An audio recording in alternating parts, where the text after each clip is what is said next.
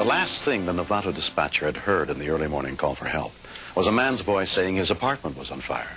But what the dispatcher didn't know was that the caller, Felix Bannon, was blind. Hello, sir. Novato Fire, stand by for dispatch. A pair of fire trucks were immediately launched.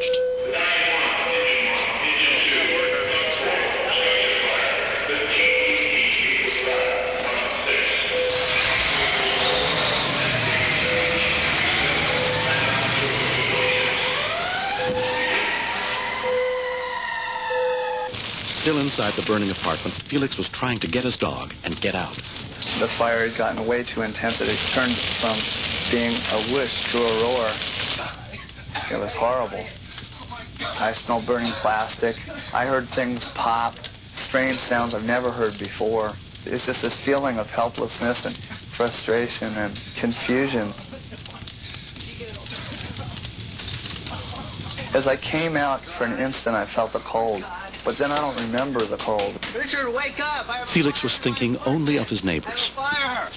Being blind, I realized that the only thing that I could do was to get everybody out of the building. Some of them he barely knew. Liz, what? Liz Connolly and her family had only moved in a few months earlier. We were asleep, and we heard a knock at the door. Liz, Mike, wake up! Mike, there's something wrong. It was Felix screaming, "Fire, there's a fire." It's a wood shingled building that could go up very easy. All I could do was grab my son and run out the door. My apartment!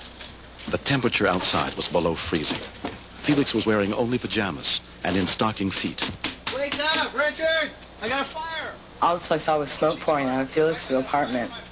It's big, you can't. Michael went to see if he could stop it, and it was catching on real quickly.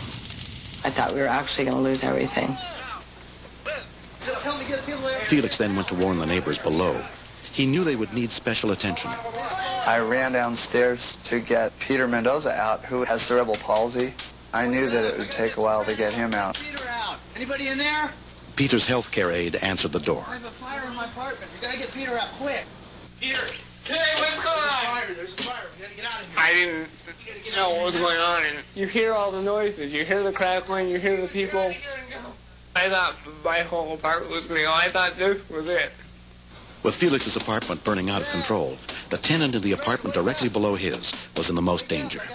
I knew Fred was a heavy sleeper because of his medications, so Valdez and I raced around the side of the building to try to bang on Fred's window. I was frantic at that point. The fire could burn through the floor. Valdez forward. Come on. Find it. Find it. Give me a hard left. Come on, hard left. I heard the fire burning up in my window and up by the roof. Once the window broke, I could hear it catching the roof, and I was going, this whole building might be history. I knew that I didn't have much time left. If the floor caved in, he wouldn't have a chance. Please, Fred, come out. I kicked Fred's door, made a lot of racket, and then he opened it up and just said, "What's wrong?" When I realized most everybody was out, I just was so shaken by everything that had happened. Things kind of got hazy.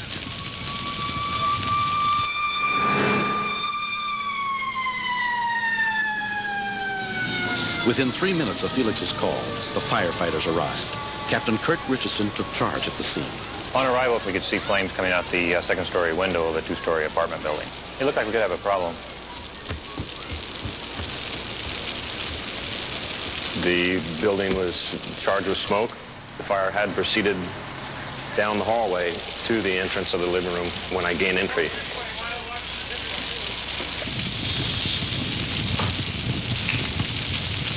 Had we gotten there 3, 4, 5 minutes later, we might have lost half the building.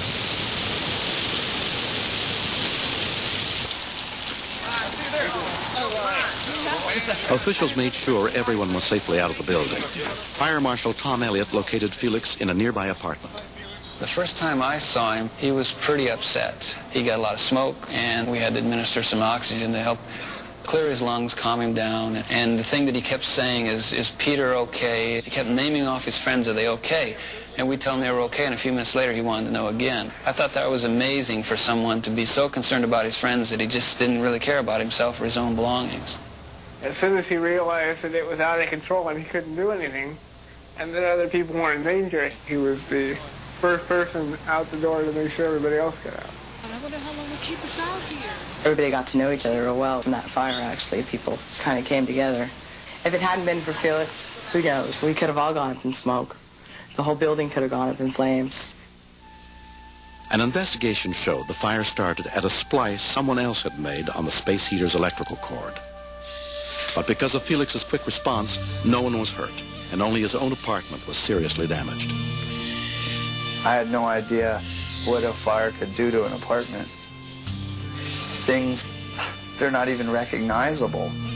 All the tapes that I'd recorded, the things that you get through 34 years of living. In the fire, all that was gone. I just was thinking, where am I going to live? What am I going to do? How do I start over again? Starting over again just was too big a mountain to even think of.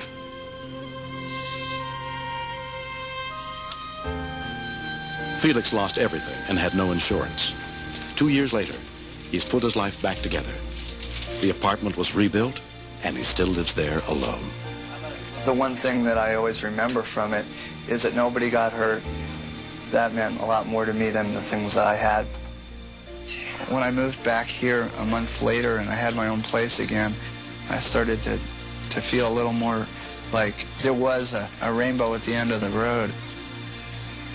A large music store was responsible for helping me get new instruments and new equipment. They put together a fundraising effort and helped me get most of what I lost. And I'm totally thankful to them for that. In recognition of his selfless courage, Felix Bannon was given the California State Firemen's Association Medal of Valor Award. He is the first blind person ever to receive it. Wow! People said, you know, how did you do that being blind? And being blind, to me, wasn't a disadvantage. It wasn't an advantage, but it wasn't a disadvantage. It was just a matter of dealing with what had to be done. I mean, oh, man, the costs could have been immense for lots of other people other than myself. Come on, you guys, sign on that thing! No doubt! It makes you appreciate every day to have the things that you love and the people that you love around. He was more concerned about the people than he was about his equipment. He cared more about us than his things that he had. Got it! What can you say after except thank you? All right! Next,